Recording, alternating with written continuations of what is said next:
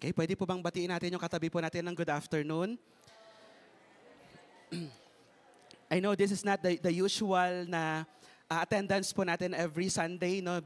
Because of yung typhoon, no? Parang yung mga cellphone natin ay mga tumutunog yung mga NDRMC, no? But thank God, no, na nandito tayo this afternoon sa kabila ng bagyo, no? Malakas yung hangin sa labas. Pero salamat sa Lord kasi nandito tayo ngayong hapon. Pwede bang palakpakan natin si Lord and sa buhay ng bawat isa, no, for our commitment. And also, I would also like to greet yung iba po nating mga kasama po dito sa pagsamba natin, joining us sa atin pong online. No? Good afternoon din po sa bawat isa.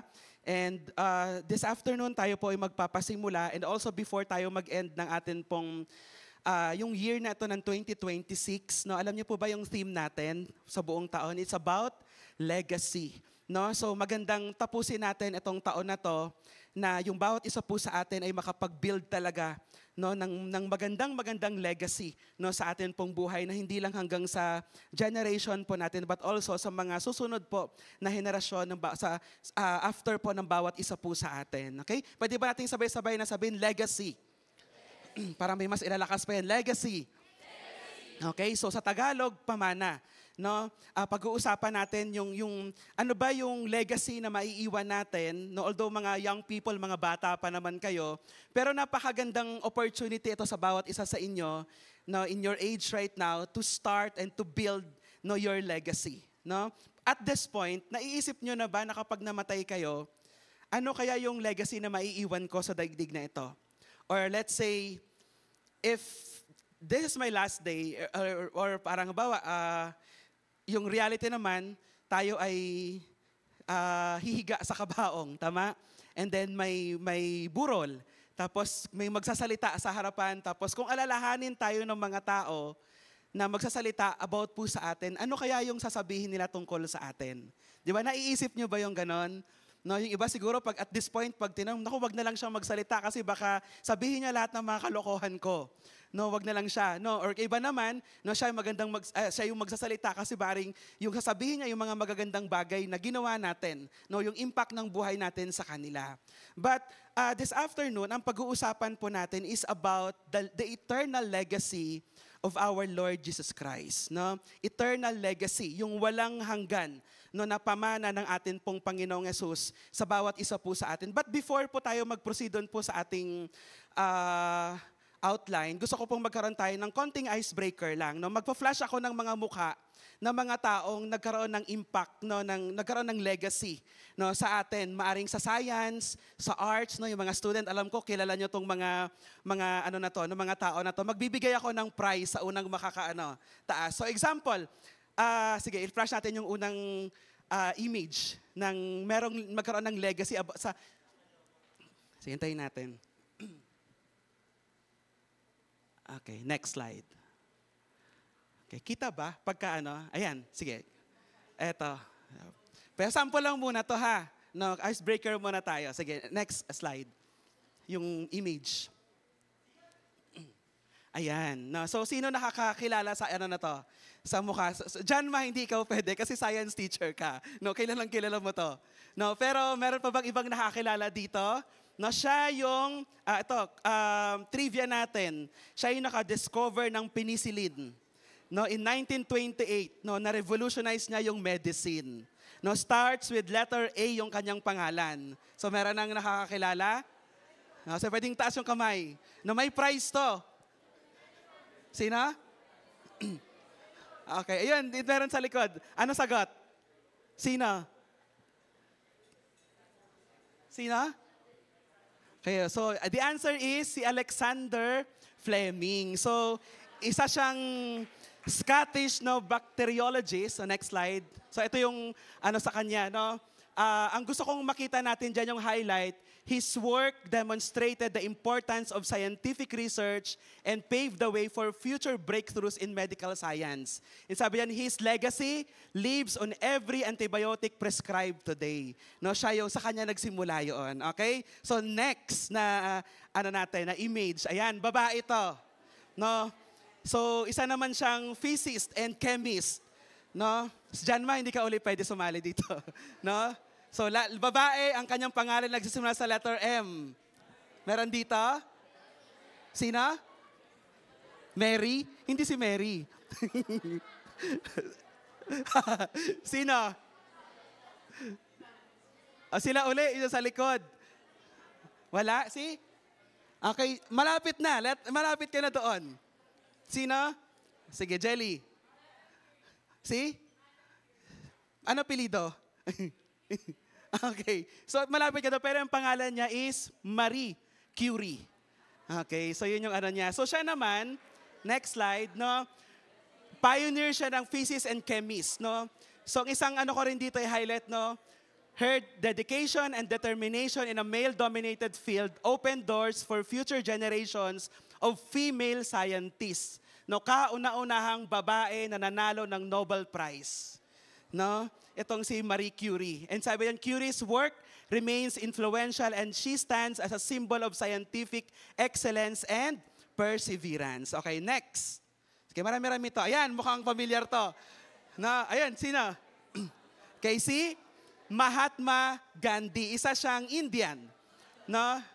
So, isa siyang leader no, ng independence movement and proponent of non-violent civil disobedience. So, dahil sa kanya, no, nakalaya sila doon sa British rule no, because of Mahatma Gandhi. Next. Bilisan natin. Ayan, medyo, sige, dito naman sa side to sino? Si? Okay, si Albert. Hindi ka cell group nyo ha. Sino Albert? Albert Einstein. Okay. So ano naman yung contribution, yung legacy ni Albert Einstein? So alam niyo yung equation na to? Na familiar sa inyo? No, mukhang ayaw nyo ng science talaga. Ayaw, no? So si Albert Einstein, no, sobrang sikat talaga siya. No, so beyond his scientific achievements, Einstein was an advocate also for peace and human rights. So aside dun sa equation, no, about sa pagre-revolutionize niya ng space, time, and gravity, isa rin also siyang advocate for peace and human rights. Okay? You want more? So may prize yung mga sumagot ha. Next. Ayan. Medyo malabo lang. Ayun, sino? Si? Si Rizal? Ay, sorry. Sino? Si Isaac Newton. Si Isaac Newton ba? Ay, hindi. No, sa ano naman to? Ayan. Si Teacher Nicole. Okay, si Leonardo da Vinci. Okay, malapit ka na, kamukha lang. No? Magkamukha lang sila. So, si Leonardo da Vinci naman ay isa siyang Renaissance of polymath whose genius spanned art, science, and engineering. So, ito po yung mga ano naman niya. No, ni Leonardo da Vinci. More on mga arts naman siya. Okay, next. Ayan, babae. Na mother of all mothers. Sino? Ayan, sa unahan. Si? Mother Teresa. Okay, si Mother Teresa. So, siya naman, known for her charitable work. No, founded the Missionaries of Charity in India then. No? And her compassion and dedication to the poor and sick earned her international recognition and etc. So, yun yung po yung ano. Next. Eto, sino to? Sa unahan. Sino? Si? Barack? Hindi si Barack Obama. Sino? Si Martin Luther. Tama. No? So ito matapang talaga to si Martin Luther. No, kaya kilala natin. Sabi dyan, he was a leader in American civil rights movement advocating for racial equality through non-violent. No? And sabi his enduring legacy of peace and equality continues to influence civil rights movements worldwide. King's vision of his just society remains powerful to call to action for generations. So siya po si Martin Luther King Jr. Okay? Then next, eto, familiar sa inyo to. Kakamatay lang nito. Sino? Si Charles James Kirk. Okay, si Charles James Kirk. Paano niyo siya nakilala? Dahil sa nabaril siya habang nag-preach siya ng Word of God. So sabi dito, si Charles James Kirk, isa siyang American no right-wing political activist, no. So actually para siyang si Stephen sa panahon natin, talagang ano siya, yung mga young people sa panahon na to, no, ay talagang nagkaroon ng yung way, no, mas naging mabilis na lumaganap yung gospel, no. Talagang hindi naman siya against sa mga LGBT, pero mahal niya ang LGBT, pero magaling talaga siyang sumagot, kaya marami ring na-offend sa kanya. And ito yung nangyari sa kanya, pero alam niyo yung legacy niya, no, hanggang ngayon, no, malaki yung naging impact niya, no, sa atin bilang mga Christians. No, mas lalong tumapang tayo, no, sa ginagawa natin sa paglilingkod natin sa Lord. So ito yung mga ilan sa mga tao, no, na kilala natin na nagkaroon ng legacy. And itong mga individuals na ito is not only for their achievements, but also in the way they shape the world and inspired yung mga future generations. No, so yung mga stories nila serve as a reminder of the power of individual action and the importance of standing up for what is right. No, so alam nyo, yung mga katabi ninyo, mukhang parang walang ambag yan sa lipunan. No? Pero wag kayong maniniwala na walang ambag yan. No, mukha lang naman. No, pero alam niyo yung mga tao na to, napaka-ordinary people lang din ng mga to, but they stand, no, sa right, no? And kayo, wag niyo titingnan niyo sarili na ay ganito lang ako. No, wala akong kayang gawin. No, nangungopia nga lang ako kada exam eh. 'Di ba? Pero alam niyo kapag si Lord ay kumilos sa buhay ninyo, pwede rin kayong maging legacy builder. No? So, marami tayong mga kilalang mga tao na nagkaroon ng impact sa buhay natin, no, sa ating mga Filipino, yung mga athletes natin, no. But this afternoon, we will not be focusing, no, yung legacy ng mga sinumang mga tao na nagkaroon ng achievements sa daigdig nito, but we will be focusing on the eternal legacy of our Lord Jesus Christ. No, so are you ready? No, napag-aralan po natin yung legacy ng atin pong Panginoong Diyos. No, so nung tinanggap natin si Jesus Christ bilang Lord ang Savior ng buhay po natin, napakadami ng binago ng Lord sa buhay po natin. Do you agree?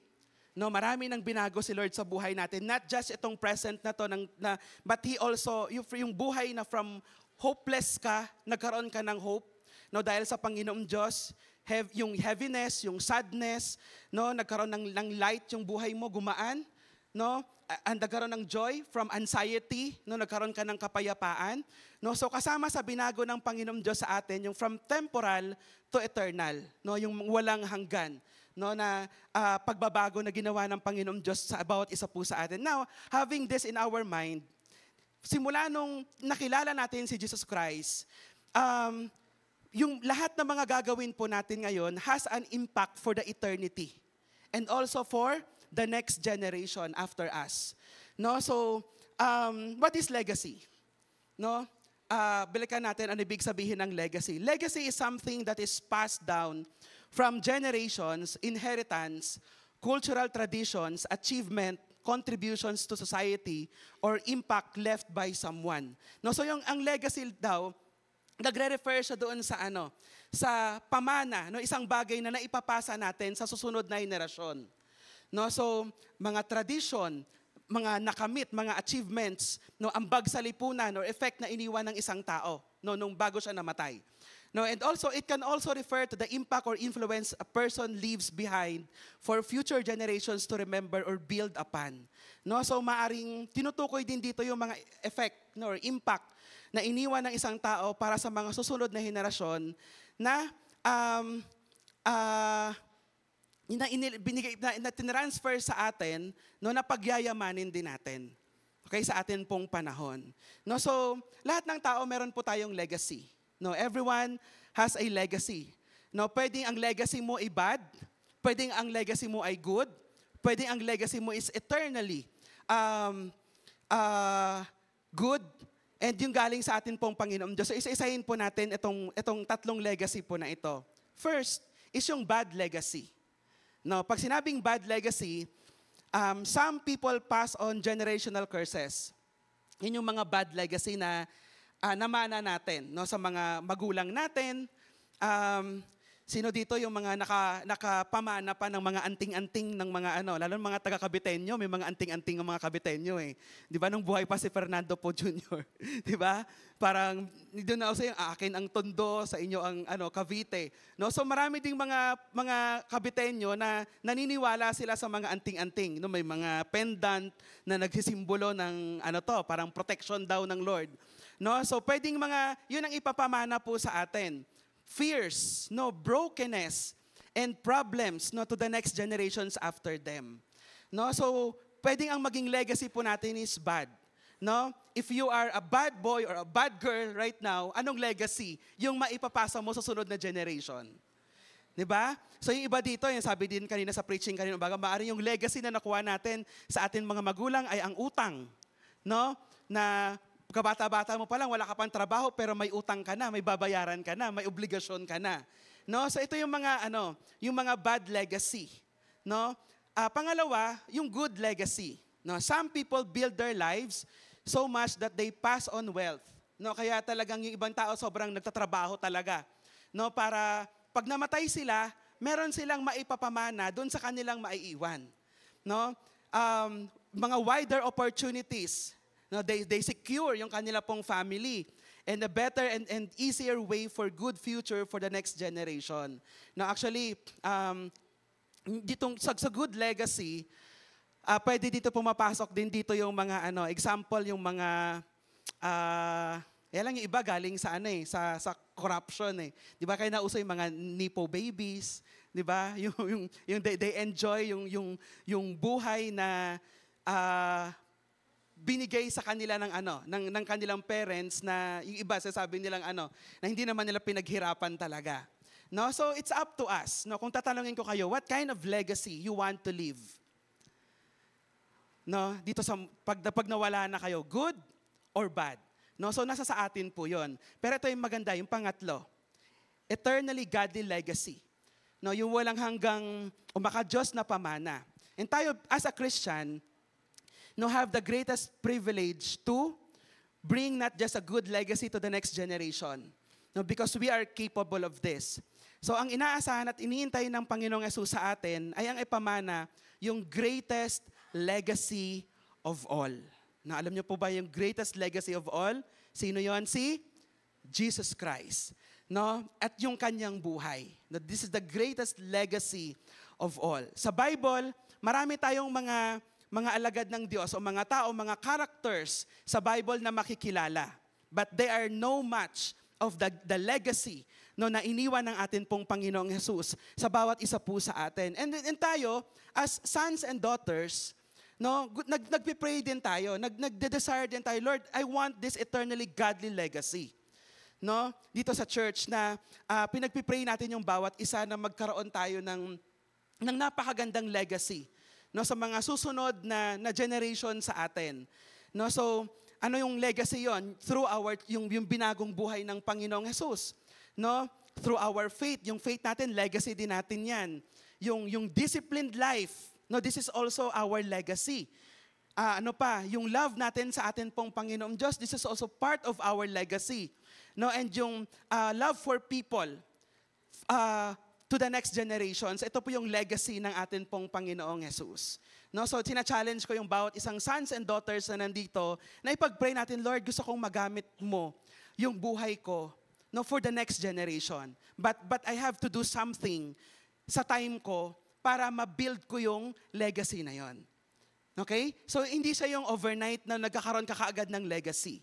No, so kailangan ng disiplinadong buhay. No, kailangan yung faith mo magkaroon ng substance. No, kailangan idaan ka ng Panginoong Diyos sa napakaraming pagsubok sa buhay mo. No, kasi doon lalabas yung testimony mo at makita yung kilos ng Panginoon sa buhay ng bawat isa po sa atin. No, so by default, tayo bilang mga anak ng Panginoong Diyos, sons and daughters, nagkakaroon tayo ng legacy. Whether you like it or not, nagkakaroon ka ng legacy.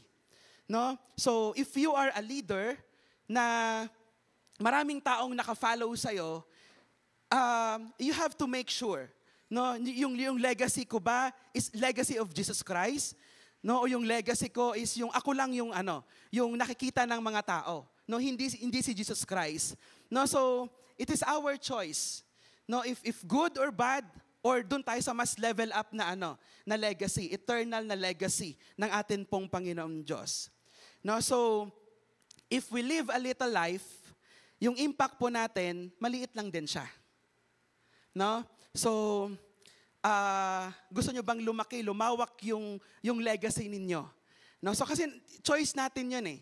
No, kung if we live a little life, no, kung hanggang dito lang yung sakop natin. No, but if we live and so massively, no, magmamana din tayo ng greatly, no, na legacy. No, malaking legacy yung yung maiiwan natin dito sa atin pong daigdig. So tinan po natin dito yung legacy natin, our legacy versus the legacy of Jesus Christ. May question ako sa inyo. When I say the name of David, ano yung first thing or word na pumapasok sa isipan ninyo? Sino? Tama? Si Goliath. 'Di ba? Laging nakakabit sa pangalan ni David yung pangalan ni Goliath. Kasi anong ginawa niya kay Goliath? 'Di ba? Pinalo? Hindi niya pinalo, no? Tinirador niya, no?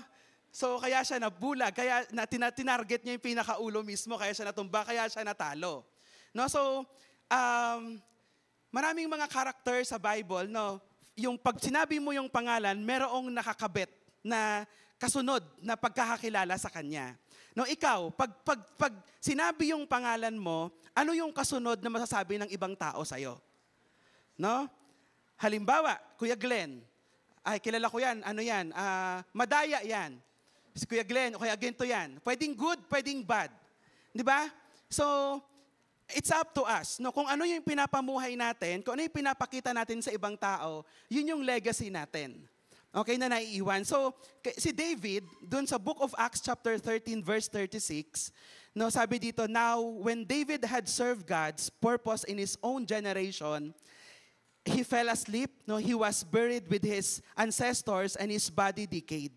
No, so, si David, no, during his lifetime, no, he is someone, no, na lingkod ng Panginoong Diyos na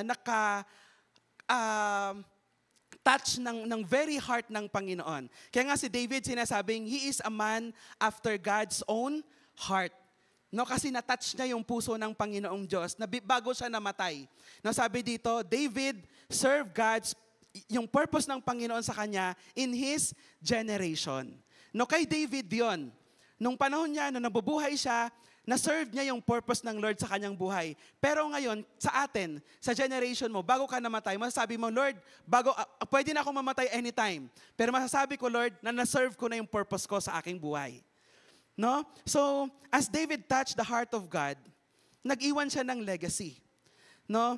Of having somebody on the throne na Panginoong Diyos na lasted hanggang sa susunod po na generation. No? So, tinan po natin dito yung legacy ng atin pong Panginoong Jesus. The legacy of our Lord Jesus Christ is eternal. No, walang hanggan. Alam niyo po ba kung ilang years nang namatay si Jesus Christ?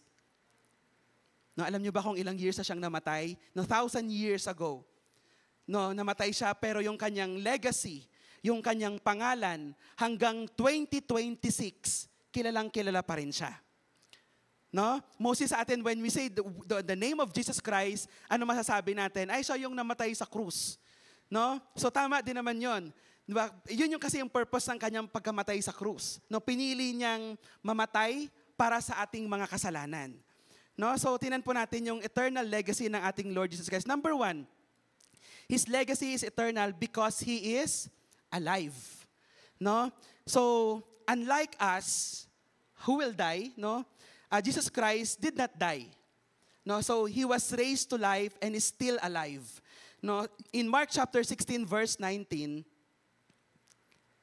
after the Lord had spoken to them, He was taken up into heaven and He sat at the right hand of God. And Ephesians 1:20-22, He exerted in Christ when He raised Him from the dead and seated Him at His right hand in the heavenly realms, far above all rule and authority, power and dominion, and every name that is named, not only in the present age, but also in the one to come. And God put everything under His feet and made Him head over everything for the church. So, yung pagkakaiba between yung legacy ni Jesus Christ and tayo sa ating bilang mga tao, na kapag tayo namatay, we are not raised to life. And si Jesus Christ lang yung nakaranas na even though namatay, no, pero nabuhay siya. No? And dahil ngayon, and because of everyone will be raised ng sabay, dahil tayo, ang may experience natin, sabay-sabay tayo na bubuhayin ng atin pong Panginoong Diyos no, sa darating na panahon. But we are totally disconnected to everyone. No, so, and not so with Jesus Christ. Jesus was raised to life and eternally lives on. No, nagko-communicate siya sa atin, nagli-lead siya sa bawat isa sa atin, and even sa atin pong panahon, na kahit 1,000 years ago na siyang namatay, that Jesus Christ is still alive. No, kumikilo siya sa buhay natin, tinatouch niya yung puso natin, nasa kalagitnaan natin siya. No, and His name, no, patuloy na sinasamba natin, kinikilala natin sa atin pong mga buhay. Letter B. No, He is not just alive. He does not live far and mediates for us in heaven. No, maaaring iniisip natin, parang ang layo-layo ni Lord sa atin bilang mga tao. Pero si Jesus Christ, no, hindi lamang siya buhay. No, hindi siya malayo. No, at siya ay patuloy na nanamagitan para sa bawat isa po sa atin. No, from heaven, no, mula sa taas. No, siya ay patuloy na nagmi-mediate sa bawat isa po sa atin. In 1 Timothy chapter 2 verse 5, for there is one God and mediator between God and mankind, the man Christ, Jesus Christ. No, so alam niyo po kapag nagpe-pray po tayo, meron pong active na natugon ang Panginoon Diyos sa bawat isa po sa atin. We will experience yung pagpapatawad ng Panginoon, may kaligtasan, may redemption, no, meron din pong restoration no, sa atin pong mga buhay. So, and that is all possible because Jesus Christ is alive and He is our great mediator. No, may mga pagkakataon na we cannot pray for ourselves. No, na-experience nyo na rin ba na parang ang dali naman mag-pray pero hindi natin kayang mag-pray sa sarili nating kakayanan. But thank God because ang atin pong Panginoon always mediates, no, nagpe-pray, no, para po sa bawat isa po sa atin. Dinadala niya tayo doon. No, so, and Jesus Christ is constantly standing up for us in heaven, pleading, no, sa bawat isa po sa atin. Okay, so that is the eternal legacy of our Lord Jesus. Number 2, the power of His death and resurrection remains the same through all generation. No, so ang legacy ng Panginoon is unchanging, unstoppable, and eternally saving. So, do you believe no na merong power yung death na atin pong Panginoon? No, merong pong kapangyarihan yung resurrection, yung kamatayan and resurrection ng atin pong Panginoong Diyos. In Hebrews chapter 13 verse 8, so Jesus Christ is the same yesterday and today and forever. And 10:10, and by that will we have been made holy through the sacrifice of the blood of Jesus Christ once for all. So, yung bawat generation under the same redeeming power ng atin pong Panginoong Jesus. No? The power of Christ's death and yung kanyang resurrection. So, maaaring lumipas na yung maraming panahon. Marami ng mga siglo yung dumaan, pero alam niyo po, yung sabi nga, yung maari yung time magbabago, pero yung ginawa ng atin pong Panginoong Yesus mananatili 'yon. No, yung victory na 'yon, and victory and power never fade. No, hindi po 'yon nagbabago. No, totoo ba 'yon sa buhay ninyo? No, mga sons and daughters, no, na kahit sabihin natin na parang minsan parang feeling natin wala nang impact itong nagawa ng Panginoon, pero hindi 'yon totoo. No, may times talaga na mararanasan talaga natin yung kilos ng Panginoon sa buhay po ng bawat isa po sa atin. Kaya maybe the time may change, no, but His victory and power never fade. No, hindi po 'yon nababago, hindi po 'yon naglalaho. Okay? So, at yung power and the wholeness ng transformation that Jesus provides through His death and resurrection is the same. No, and nag-determine ito ng kung gaano o paano tayo mag-aalaw ng ating buhay by faith sa atin pong Panginoong Diyos. What Jesus did is relevant to every generation and to every people.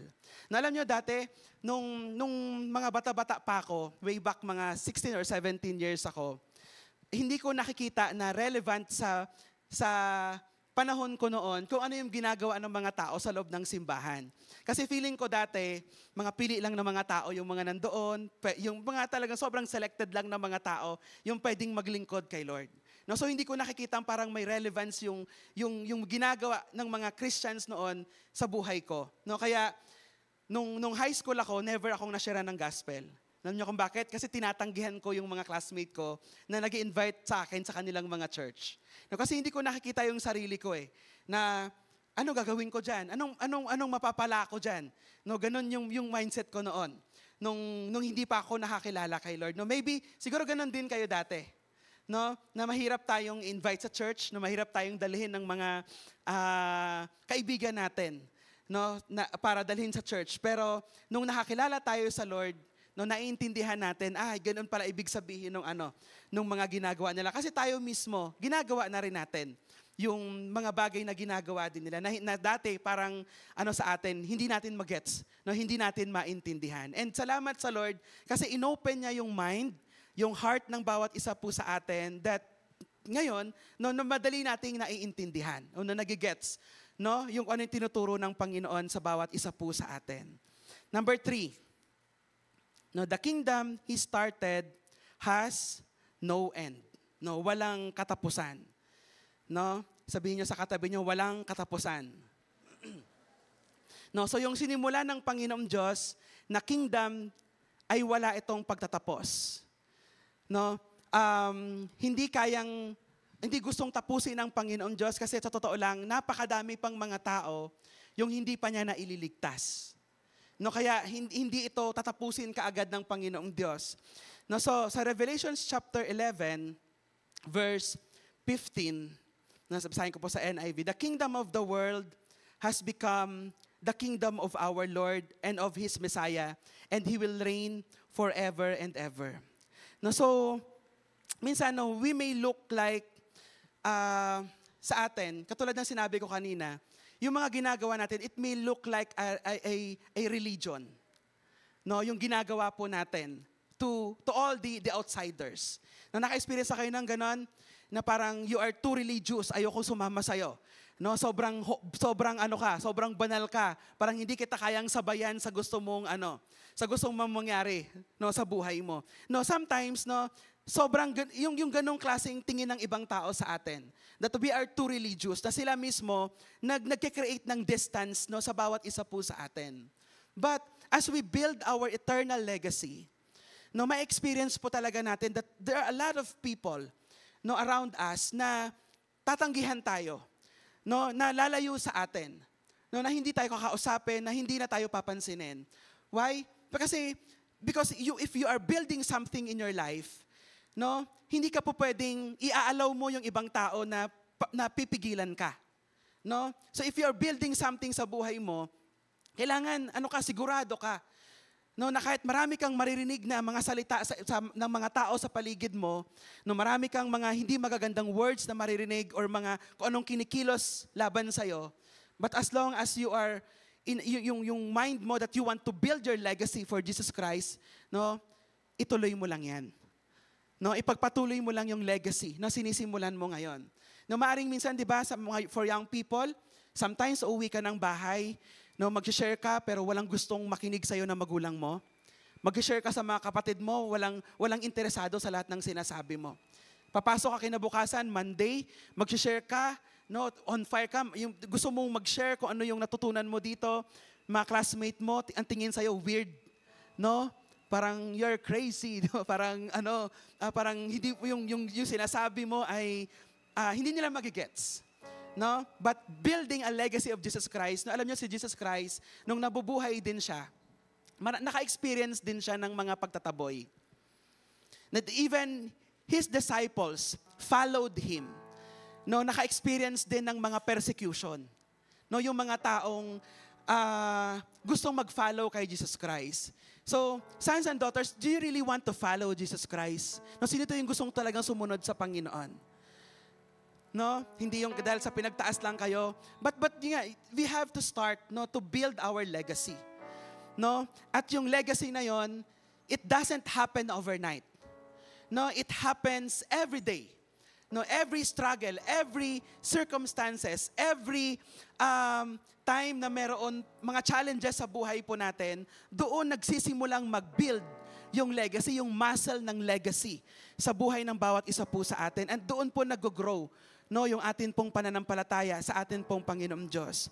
No, so it may look like a religion to outsiders, but in reality, we are building an eternal legacy, eternal kingdom. Ngayon, kung mapapansin ninyo, I'm not parang creating a fear sa bawat isa sa inyo, but katulad yung song na inawit natin kanina, ang dami-daming nangyayari ngayon sa mundo. Pansinin nyo? Yung mga giyera, yung mga iba't ibang mga calamities na yung sinasabi nga nila that never na naranasan pa. Or matagal na panahon pang naranasan na ng iba at ngayon uling year 2026. No, hindi lang sa bansa natin. No, pero ito ay nangyayari din sa iba't ibang mga bansa, sa iba't ibang panig ng mundo. Pero meron akong good news din sa inyo. Sa kabila ng mga disasters, mga calamities na nangyayari sa mundo natin ngayon, meron ding ginagawang kilos ang Lord globally. No, in the universal. No, meron ding ginagawa. Why? No? Kasi nagta-testify din yung iba't ibang mga nations, no, kung ano yung ginagawa ng Lord. No, so kung ano yung ginagawa ng Lord ni Jesus Christ, no, sa Philippines, ganun din yung ginagawa ng Panginoon sa all over Asia, Europe, America, UK, or ano pa iba't ibang mga bansa.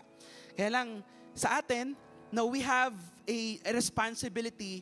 No, we are responsible for our nation. No, we are responsible for our city. We are responsible for our community. No, we are responsible for our campuses. We are responsible for our home. No, yung mga tahanan po natin na inuwian, we are responsible sa mga lugar po na inuwian po natin. So, dito sa Revelation 11:15, sabi po, the kingdom of the world has become the kingdom of our Lord and of His Messiah, and He will reign forever and ever. Yes, it may sometimes create fear sa atin. Pero yun nga, and good news, no, the Lord is starting to build, no, His kingdom dito sa mundo. So wag tayong matakot.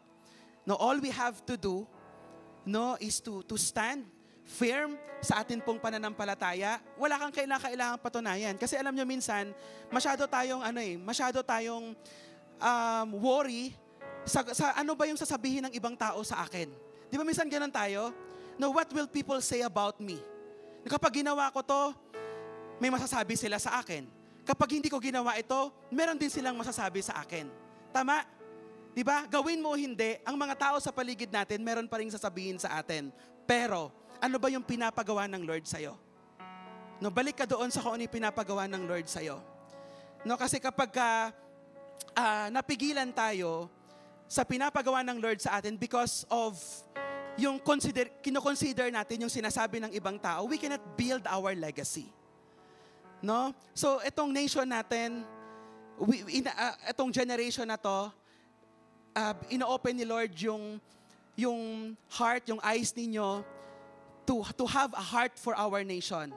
No, yung nation natin na ina-expose for corruption, yung nation natin na ina-expose ni Lord yung mga, because of this disaster din, mga calamities, nakikita yung mga kapalpakan ng mga gobyerno natin. Right? No? And ito, lagi kong narinig sa Campus Revolution, we are preparing, no, yung mga future leaders ng nation na to, no, na godly, na merong eternal na legacy, no, sa mga susunod na panahon. No, you'll never know. Yung katabi ninyo, no, mukha lang barangay Tanod yan, pero pang ano yan, pang mayor yan ng Imus, no? Mukhang ano lang yan, parang walang silbi yan, no? Pero pagdating ng panahon, you'll never know. 'Di ba? Senador pala ng Pilipinas yan. 'Di ba? No, hindi nyo alam. No, you'll never know yung katabi ninyo. No, enjoy nyo yan. Baka kasi mamaya, presidente na ng Pilipinas yan. yung katabi ninyo. Di ba? Hindi natin masasabi. No? Kasi kung ito sa panahon natin ngayon, may pinapakita si Lord sa atin. At may pinapagawa si Lord sa atin. Sons and daughters, may pinapagawa si Lord sa atin. And it's time na mag-respond tayo sa Lord. I want to start to build my legacy, but I have to start with Jesus Christ. No, magsisimula ako kay Jesus Christ kasi dito magsisimula lahat ng bag. And if I have Jesus Christ in my life, no, siya yung gagawa ng legacy. That everything sa buhay ko will just naturally follow because I am following Jesus Christ sa buhay ko. Kaya kung magsisimula kayo ng inyong legacy, simulan nyo kay Jesus Christ. No, magsimula tayo lagi kay Jesus Christ. No, maaring tayo may inspired tayo ng mga taong ang gagaling, no, magaling mag-preach, magaling magturo, or magaling sa iba't ibang mga larangan, na-inspire tayo sa kanila. No, pero no, lalo pagdating kay Jesus Christ, no, iba yung inspiration. No, hindi lang inspiration but also transformation. No, ng buhay natin yung gagawin ng atin pong Panginoong Diyos sa bawat isa po sa atin. No, so one day or maybe soon, we don't know, si Jesus Christ po ay magbabalik for us. No? Jesus will come back for us and He will claim everything. No? Ngayon, hindi pa siya bumabalik kasi may hinihintay pa siya. May hindi pa nakakabalik sa Kanya. May hinihintay pa siya. No, kaya hindi pa siya ganap na bumabalik. Pero, etong nararanasan natin ngayon sa buong daigdig, sabi ko parang kalabit lang to ng Lord sa atin. Yung kalabit ni Lord, ano na agad lindol No? Ganon katindi yung kalabit ni Lord sa atin. Kaya lang, ikaw, no, kinakailangan pa bang ikaw mismo kakalabitin ni Lord para, magbago ka na. Tumino ka na. Mag-ayos ka na ng buhay mo. No? So, pangangalabit pa lang ito ng Lord sa atin. No, pinapatikim pa lang ng Lord. Pinapakita pa lang ng Panginoong Diyos. No?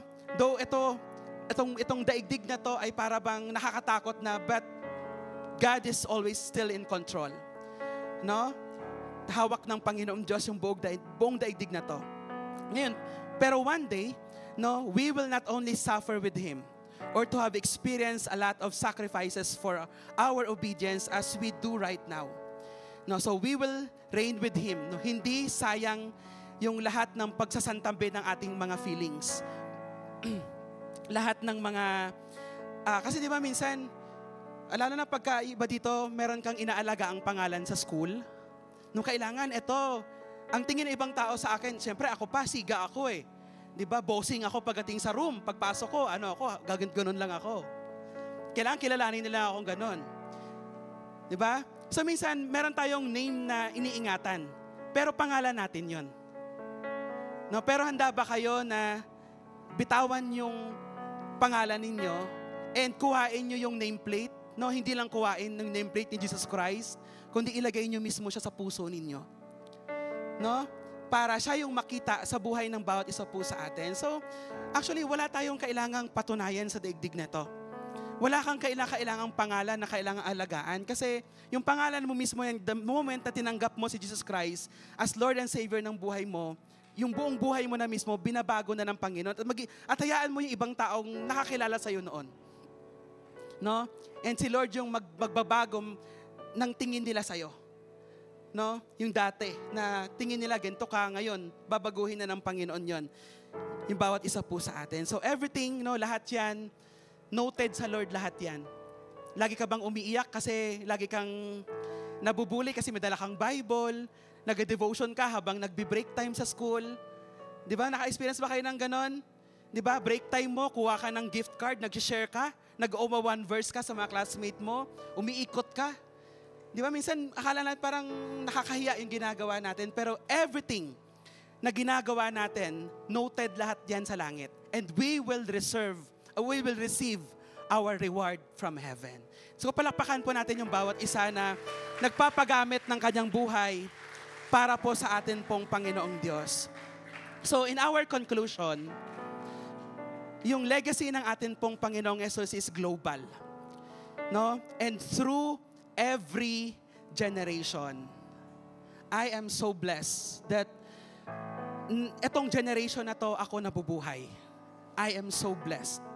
Kasi if I am going to recall 10 or 19 years ago, kasi 19 years na ako dito sa church, 19 years na rin ako sa faith ko, hindi ganito kasobrang ka-open yung mga tao sa Panginoon. And I am so blessed that I'm living in this generation, that the heart of people, hindi lang sa Philippines, kundi maging sa ibang bansa, ay talagang inopen ng Panginoon.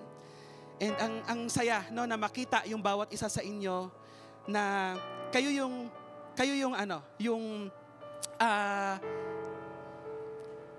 result ng legacy of faithfulness ng mga cell leader ninyo. No? Are you thankful sa mga taong ginamit ng Lord sa buhay ninyo? That you are the result of the legacy of faithfulness of all yung ng inyo pong mga cell leader.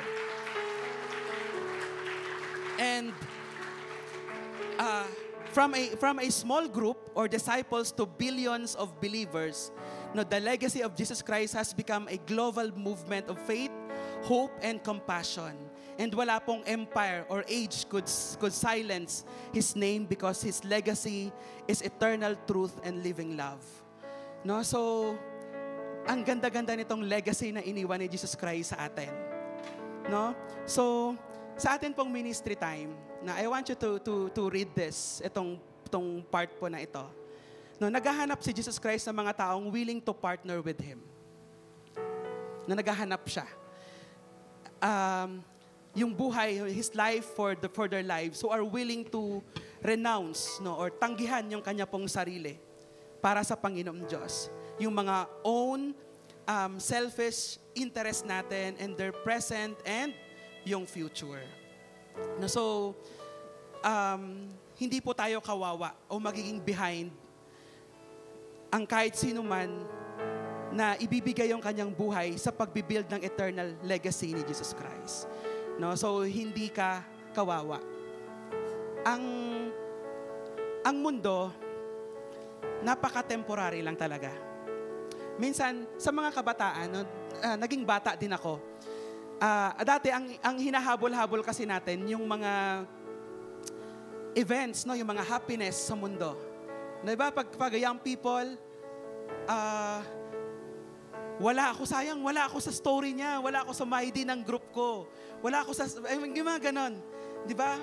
Dapat nandun ako. Diba, kaya lang, nagagawin ka, nasa conquest ka. Yung mga ibang mga kaibigan mo, nagbebermosa, nag-SM kung saan-saan pag walang klase, pero ikaw nasaan ka, yun, nagtuturo, nagpa-follow up, nagko-conquest ka. No, sometimes para bang napag-iiwanan tayo. No, na-experience nyo yung ganon? Para bang napag-iiwanan ka or parang dadamutan mo yung sarili mo ng kasiyahan. Diba? Dapat nag-enjoy ako ngayon pero andito ako. No? Pero saludo ako doon sa mga young people. No? Age of 15, 16, 17 years old, cell leader, nagtuturo, nagko-conquest. No? Pinipili ninyong mag-build ng legacy as young as you are right now. No? So, pwede bang palakpakan natin yung bawat isa na patuloy na nagpapagamit ng kanyang buhay sa Panginoong Diyos. In Luke chapter 18, 29 to 30, truly I tell you, Jesus said to them, no one has left home or wife or brothers or sisters or parents or children that for the sake of the kingdom of God will fail to receive many times as much as this age, and in the age to come, eternal life. So Tagalog, basahin ko po.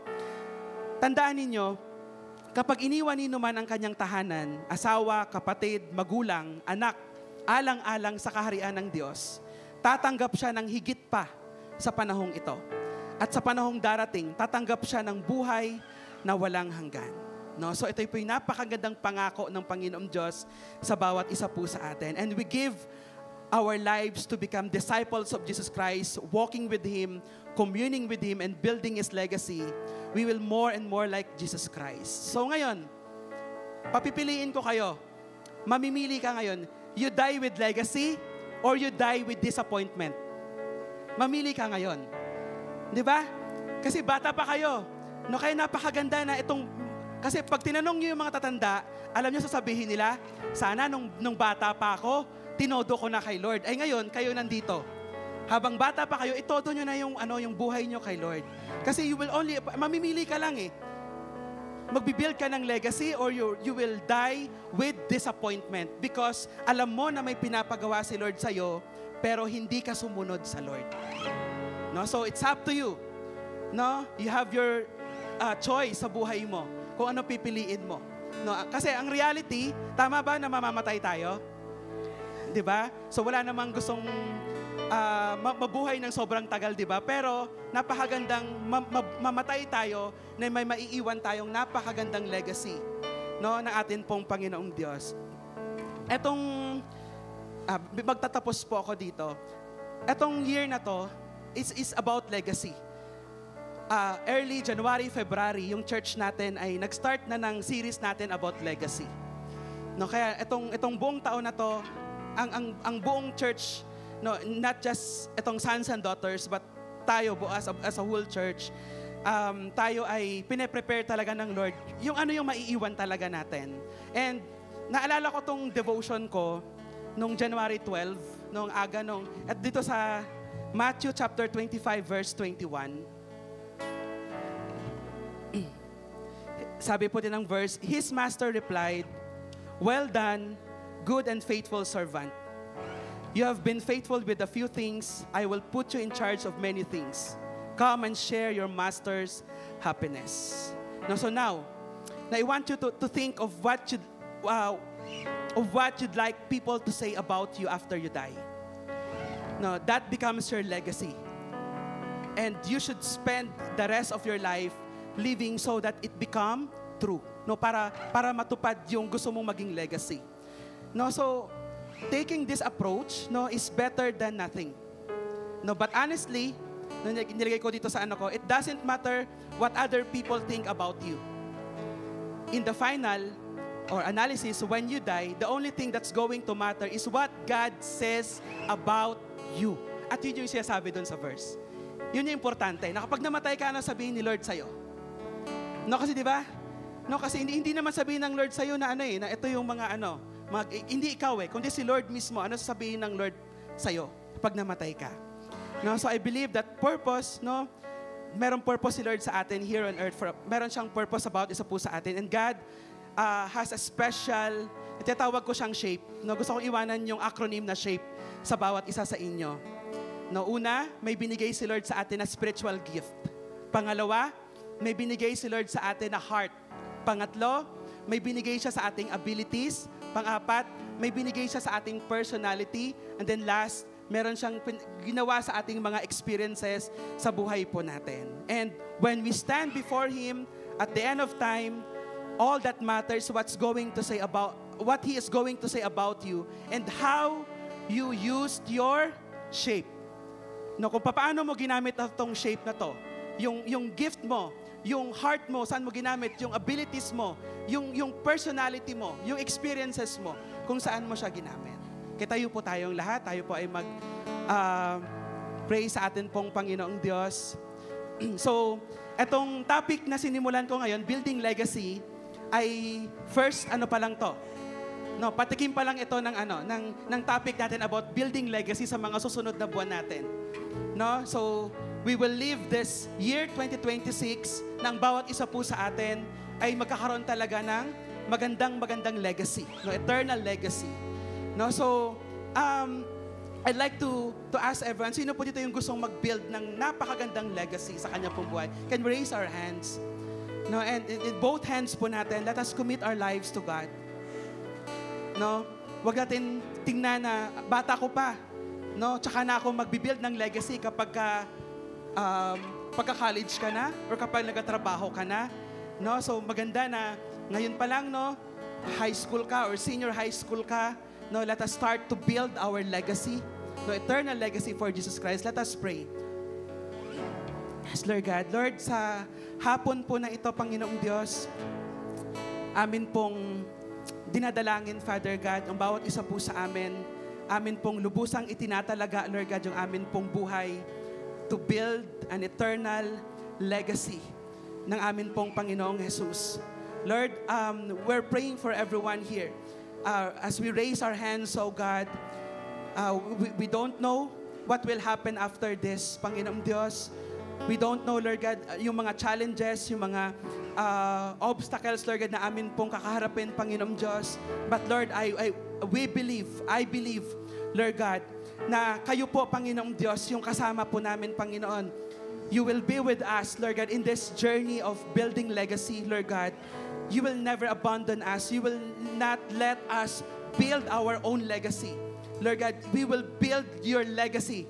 Let the name of Jesus Christ, Panginoon, yung makita, Lord God, sa buhay ng bawat isa po sa amin, Panginoon. Lord, we commit to you our lives this afternoon.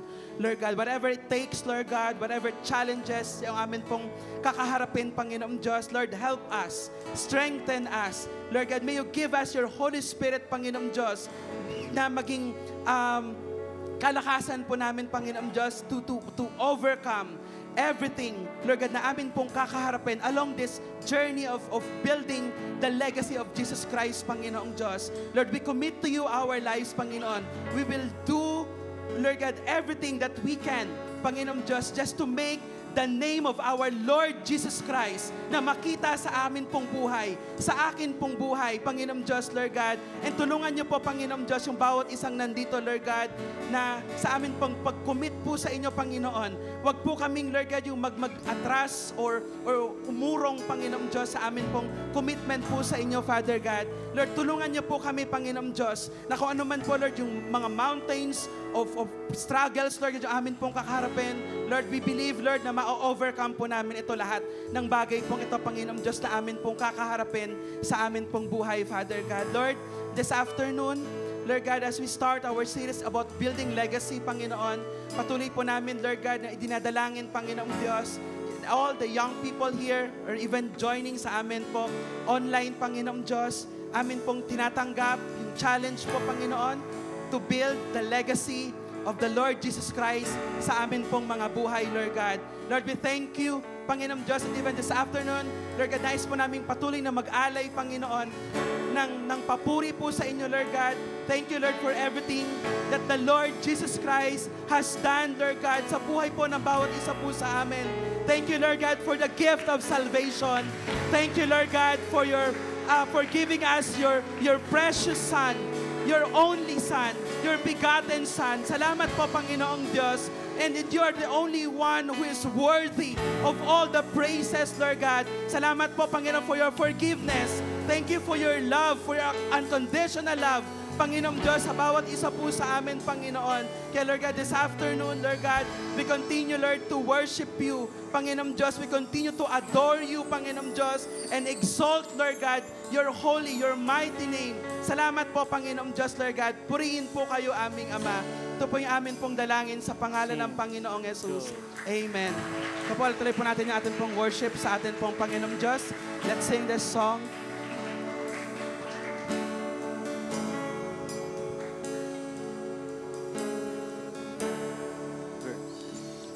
I am an instrument of exaltation. I was born to lift the name above all names. You hear the melody of all creation. But there's a song of praise that only I can bring. Who else is worthy? Who else is worthy? There is no one, only you, Jesus. Who else is worthy? Who else is worthy? There is no one, only you, Jesus. You are the infinite God of the ages. Yet you chose to make my heart your dwelling place. You healed my brokenness, showed me your glory. So I have songs of thanks that even angels sing. Who else is worthy? Who else is worthy? There is no one, only you, Jesus. Who else is worthy? Who else is worthy? There is no one, only you, Jesus. Who else is worthy? Who else is worthy? There is no one, only you, Jesus. Who else is worthy? Who else is worthy? There is no one, only you, Jesus.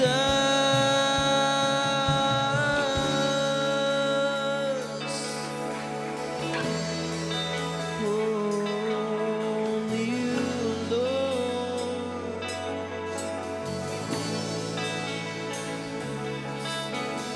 Lamb of God, anointed one, who was and is to come, seated on the throne above. Holy, holy, righteous one, who shed his blood to prove to us the Father's love. Jesus Christ, be lifted up. Holy, holy, Lamb of God, anointed one, who was and is to come, seated on the throne above. Holy, holy, righteous one, who shed his blood to prove to us the Father's love.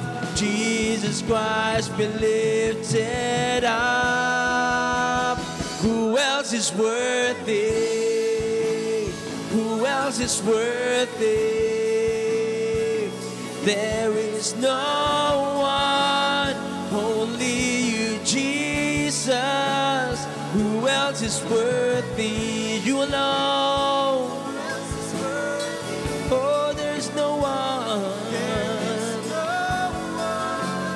only you, Jesus. Lamb of God, Lamb of God, anointed one, who was and is to come, seated on the throne above. Holy, holy, righteous one, who shed his blood to prove to us the Father's love. Jesus Christ, be lifted up. Holy, holy, Lamb of God.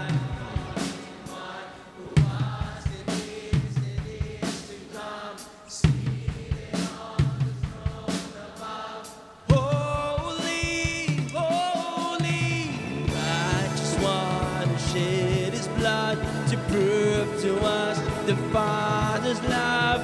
Jesus Christ, be lifted up. Who else is worthy? Amen. Who else is worthy? You alone. There is no one, only you, Jesus. Who else is worthy? Who else is worthy? There is no one, only you, Jesus. Who else is worthy? Who else is worthy? There is no one, only you, Jesus. Who else is worthy? Jesus, you alone. There is no one, only you, Jesus. Who else is worthy? Who else is worthy? There is no one, only you, Jesus. else is worthy?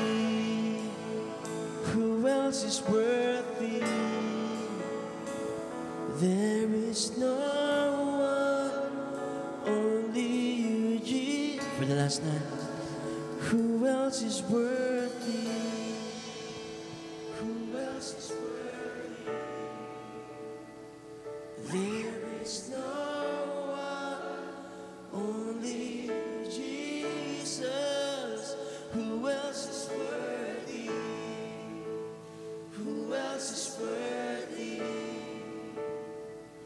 There is no one, only you, Jesus.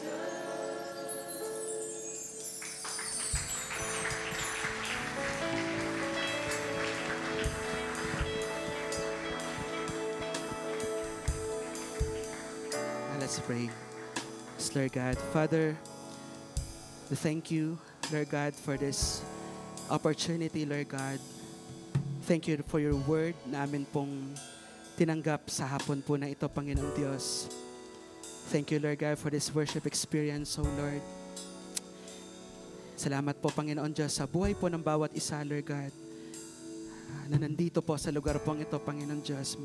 Continue to glorify your name, Lord God. Karapat-dapat po kayo, Panginoong Diyos, ng amin pong papuri, Lord God. Amin pong pagsamba, Panginoong Diyos. Can we thank you, Lord God. We love you. We honor you, Panginoong Diyos. It's our worship and prayer in Jesus' name. Amen.